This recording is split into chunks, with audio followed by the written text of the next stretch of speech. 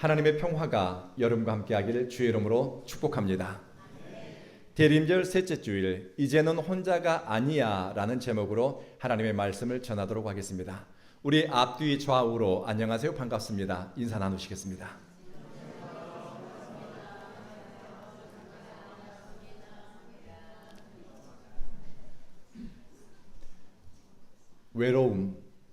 외로움은 인류가 경험하는 보편적인 감정 중에 하나입니다. 그리고 외로움은 인간의 신체적, 정신적 건강에 큰 영향을 미친다고 합니다. 작년에 발표된 한국인들이 경험하는 외로움에 대한 질적 연구라는 논문에서 한국인들이 겪는 외로움의 특징을 세 가지로 분류합니다. 먼저 관계 부재로 인한 외로움입니다. 이것은 사회적 관계의 결핍이나 단절에서 느끼는 외로움입니다. 두 번째는 관계에서의 외로움입니다. 관계를 맺고 있지만 집단 안에서 느끼는 외로움입니다. 또 가까운 관계에서의 외로움 혹은 비교로 인한 외로움을 경험합니다. 세 번째로는 실존적인 외로움으로서 삶과 죽음 같은 추상적이고 주관적인 외로움입니다. 심리학자들은 외로움이 인간의 삶의 질을 저하시킨다고 경고합니다. 외로움은 우울증과 불안을 증가시키고 인지 능력을 저하시키기 때문입니다. 그리고 사회적 고립과 자기 파괴적인 행동을 자극한다고 합니다. 또 외로움은 공감 능력을 저하시키고 사회적 관계를 맺는 기술을 퇴보시킨다고 합니다. 외로움은 단순히 혼자 있을 때만이 아니라 사람과 사랑의 소통이 단절된 상태, 사회적 연대의식, 유대감이 결여되었을 때 느끼는 감정이기도 합니다. 몇 달 전 제 아내가 눈 치료를 받기 위해서 서울을 방문한 적이 있습니다. 제가 살고 있는 집은 투베드룸, 크지 않은 집입니다. 불을 끄고 잠자리에 누웠는데 아무도 없는 빈 공간, 크지 않은 그 공간이 갑자기 어마어마하게 크게 느껴지는 겁니다. 물론 물리적 공간으로서는 투베드룸 굉장히 작은 공간입니다. 그런데 사랑의 소통을 주고받을 대상이 사라지자 정서적으로 느끼는 크기와 넓이는 굉장했습니다. 그때 이런 생각이 들었습니다. 사람이 머무는 공간이 사랑으로 채워지지 않고 신뢰와 소통으로 채워지지 않으면 아무리 많은 것으로 채우고 넓혀도 그만큼 공허함과 외로움의 크기도 커지겠구나. 인간은 창조주 하나님과 사랑의 소통 가운데 살도록 지음을 받았습니다. 사랑을 주고받으며 흙으로 된 인간은 하나님의 형상으로 완성되어져 갑니다. 그러나 사랑의 소통이 단절된 인간은 하나님 아닌 다른 대체물을 찾으려고 합니다. 사랑의 소통이 충만했던 에덴 동산에서 분리된 인간은 근원적이고 본질적인 외로움을 경험합니다. 그래서 인간은 상황과 조건을 통해서 근원적 외로움을 극복하려고 했습니다. 아담의 아들 가인은 방랑자가 되어 에덴 동쪽 땅 노시라고 하는 곳에 정착해 성을 쌓았습니다. 흩어짐을 면하고 스스로의 안전을 지키고 자기들만의 공동체를 만들고자 했습니다. 최초로 정착 문명, 도시 문명을 개척한 사람이 아담의 아들, 최초의 살인자이지요, 가인이었습니다. 가인의 후손은 도시 문명을 기초로 엄청난 기술의 진보를 이룩합니다. 야발은 유목 생활과 목축업을, 유발은 음악을 포함한 예술 문화를, 두발 가인은 쇠와 구리를 다루며 산업 기술을 발전시켰습니다. 그러나 가인이 쌓은 도시 문명은 폐쇄적이고 배타적이었습니다. 폭력적이고 영적으로 도덕적으로 부패했습니다. 문화적, 기술적 진보는 이뤘지만 하나님 없는 기술의 진보, 문명의 발달은 가인과 그의 후손들을 하나님에게서 점점 멀어지게 했습니다. 하나님 아닌 것을 하나님처럼 섬기며 또 돌과 나무로 새긴 우상을 하나님처럼 사랑했습니다. 창세기 6장에서 그들의 상태를 이렇게 기록합니다. 사람의 죄악이 세상을 뒤덮고 마음으로 생각하는 모든 것이 악한 것들 뿐이었다. 하나님 없는 것처럼 사는 세상, 하나님과 단절된 인간의 모습입니다. 예전에 영성 지도를 하시는 분이 이런 이야기를 들려주는 것을 들었습니다. 사람의 마음속에는 사랑으로 채워져야 할 공간이 있습니다. 이 안에는 장기만이 있는 것이 아니라 사랑으로 채워져야 될 또 다른 공간이 있다는 것입니다. 그 공간이 채워지지 않으면 먹어도 배부르지 않고 마셔도 가시지 않는 허기와 목마름을 느끼게 됩니다. 자칫하면 이런 목마름과 허기는, 그리고 이런 욕구는 그릇된 길과 정욕과 탐욕을 충족시키므로 자기 만족을 얻으려고 할 수도 있습니다. 제가 인도 선교사로 사역할 때 일입니다. 힌두교 사제였던 사람이 예수를 믿고 사역자가 된 사람이 제가 운영하는 목회자 아카데미에 나왔습니다. 지난번 인도 방문 기간에도 그분이 사모님과 함께 저를 찾아왔습니다. 그래서 그분들에게 교회 사역 잘하고 있느냐, 교회 형편은 어떠하느냐, 이런 질문, 사역과 관련해서는 아무런 질문을 하지 않았습니다. 이렇게 물었습니다. 지금 행복하십니까? 그러자 그 전도사님이 행복합니다 라고 대답하더군요. 그래서 그런 됐습니다. 부부가 서로 사랑하고 오지에서 사역하면서도 행복하다고 하는데 다른 이야기 할 필요가 없겠다 싶었습니다. 그 전도자는 저를 아버지처럼 믿고 따릅니다. 왜 나를 이렇게 따르냐고 물은 적이 있습니다. 그분이 이렇게 대답했습니다. 주목사님이 제 아내가 아팠을 때 병원비 대줬고, 또 아이들 학비 대줘서 공부를 시켜주고, 땅을 사주면서 마음껏 사역해보라고 도와주었던 그 이유 때문에 주목사님을 이렇게 사랑하는 것은 아닙니다. 그러면 뭐 때문에 나를 사랑하니? 그래서 이런 이야기를 들려주는 겁니다. 그분은 힌두교 사제로 일하다가 어느 날 갑자기 예수를 믿고 전도자가 된 분입니다. 집안에서 쫓겨났습니다. 그리고 마을 공동체에서 배척당하고 마을에서 쫓겨났습니다. 모든 맺어왔던 사회적 관계로부터 그분은 단절되었습니다. 공동체로부터 고립되고 경제적 어려움, 정서적 어려움을 겪었습니다. 기도해주는 사람이 없지요. 또 친구도 없었습니다. 그때 저를 만났습니다. 그분이 저를 처음 만났을 때 제가 그분에게 기도 제목이 무엇입니까? 라고 물어봤다는 겁니다. 그분이 교회를 다니기 시작하면서 당신 기도 제목이 뭡니까? 라고 하는 질문을 저에게 처음 받아보았다라고 고백하는 이야기를 들었습니다. 기도 제목이 뭐냐? 이 말 한마디에도 위로받을 수 있는 존재가 사람입니다. 괜찮아? 이 질문 하나에 위로받을 수 있는 존재가 바로 여러분과 저입니다. 내가 사랑받고 있구나, 기억되고 있구나 하는 깨달음은 현실을 넘어서 소망하고 또 무엇인가를 도전할 용기를 내게 합니다. 오늘 말씀에 처녀가 잉태하여 아들을 낳으리니 그 이름을 임마누엘이라 할 것이다. 해석하면은 하나님이 우리와 함께 계신다라는 의미이다. 이 구절은 인간은 죄악 가운데서 잉태되고 태어나고 사는 것 같지만 여전히 하나님의 사랑을 받고 있다는 의미를 포함하고 있습니다. 인류 공동체를 향한 하나님의 섭리와 뜻이 중단되지 않았음을 우리에게 알려줍니다. 마태복음 1장의 말씀은 이사야서 7장의 예언이 인용되었습니다. 주전 8세기 남유다는 북이스라엘과의 갈등뿐만이 아니라 주변 강대국들의 위협을 받으면서 정치, 경제, 군사 모든 분야에서 위기를 맞이하고 있었습니다. 북이스라엘이 아람 국가와 동맹을 맺고 남유다를 공격해 왔습니다. 그런데 남유다는 스스로를 지킬 힘이 없었습니다.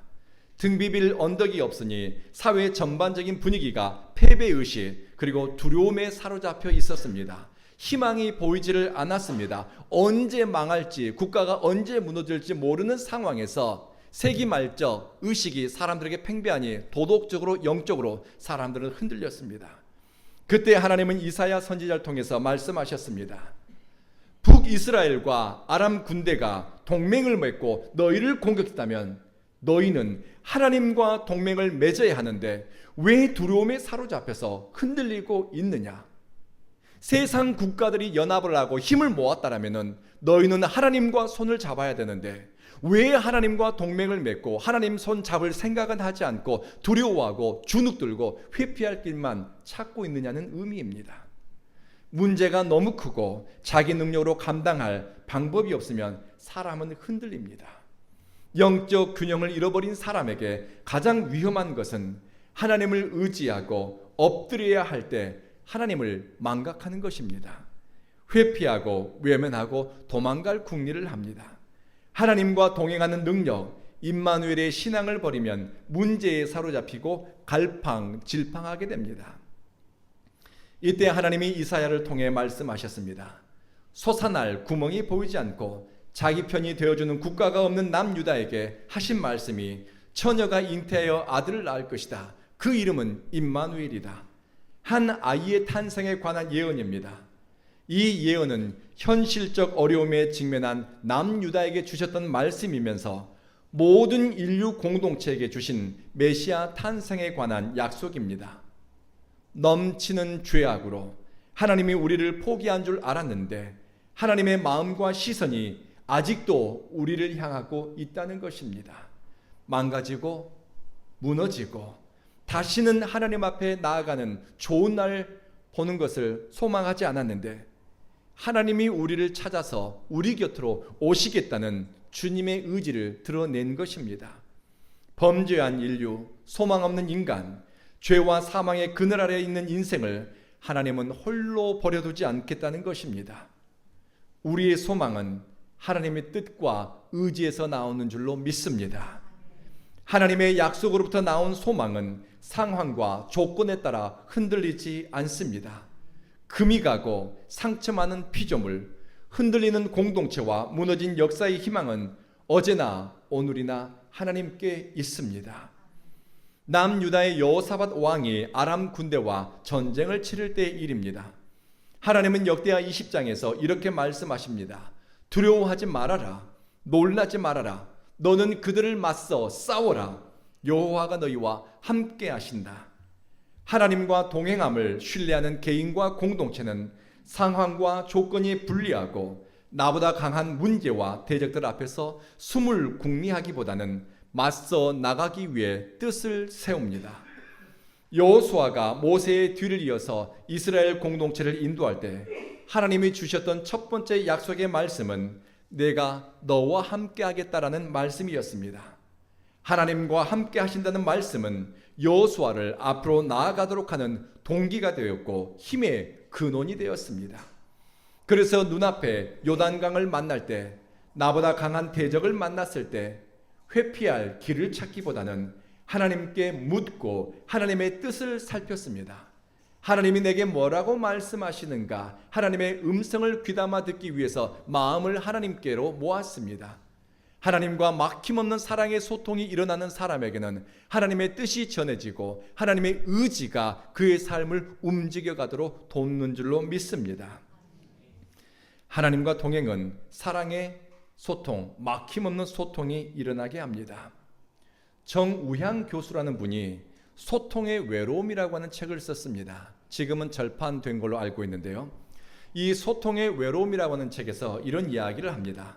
사람은 의사소통 기능이 파괴되면 자신이 당하는 고통의 원인과 해결 방법을 찾는 능력이 저하된다고 합니다. 의사소통 능력이 저하되면 말입니다. 내가 겪는 어려움을 상대방에게 혹은 주변에 있는 사람들에게 잘 전하고 표현해야 되는데 그것을 전달할 수 있는 의사표현 기능이 저하되니 이 억장이 막히고 숨이 막히고 그것이 한이 되는 것입니다. 우리는 메시아로 오신 그리스도를 통해 하나님 앞에 나아가게 됩니다. 죄악으로 막혔던 사랑의 소통을 그리스도를 통해서 우리는 이어갈 수 있게 되었습니다. 바울은 디모데에게 이렇게 이야기합니다. 하나님과 사람 사이에 한 명의 중보자가 있으니 바로 예수 그리스도이시다. 그리고 사도 요한은 요한일서 2장에서 아버지 앞에서 우리에게 대언자가 있으니 곧 의로우신 예수 그리스도이시다. 이스라엘의 범죄가 하나님의 징계와 심판을 불러왔을 때 모세의 목숨을 건 중보기도로 살 길을 찾았던 적이 있습니다. 하나님 앞에서 우리를 위해 간구하고 또 오늘도 우리를 위해 중보하는 분이 계시니 그리스도이신 예수 그리스도입니다. 그분의 다른 이름은 임마누엘이라고도 불립니다. 예수님은 하나님이 우리와 함께 하신다는 증거이면서 하나님께 나아갈 길을 여신 우리의 구세주입니다. 예수님을 통해서 우리는 버려지고 잊혀진 존재가 아니라 하나님께 발견되고 회복된 하나님의 자녀로 살아갈 길을 발견하게 됩니다. 스탠리 스타인이라고 하는 분의 이야기를 들려드리고 말씀을 마치도록 하겠습니다. 우리 이기경 집사님은 스탠리 스타인 아마 들어보셨을 것 같은데요. 스탠리 스타인은 텍사스에서 약학을 전공하고 그분은 약사로 일을 했습니다. 그런데 21살 때쯤 되었을 때 그분의 몸에 한센병 증상이 나타났습니다. 나병은 순식간에 청년의 몸을 잠식했습니다. 살은 썩어갔고 두 눈의 시력은 잃게 되었습니다. 스탠리는 사회로부터 격리되어 시설에 감금당했습니다. 1900년대 초반 미국에서 한센병 환자는 전염병을 옮긴다고 해서 굉장히 격리의 대상이었고 배척의 대상이었다고 합니다. 스탠리는 시설에 감금되어서 희망 없고 소망 없는 날들을 보내게 됩니다. 그런데 1931년 The 66 Star라고 하는 잡지를 발간하게 되었습니다. 한센병 환자들에 관한 이야기입니다. 그리고 한센병이 어떤 병인가를 사람들에게 소개하는 잡지였습니다.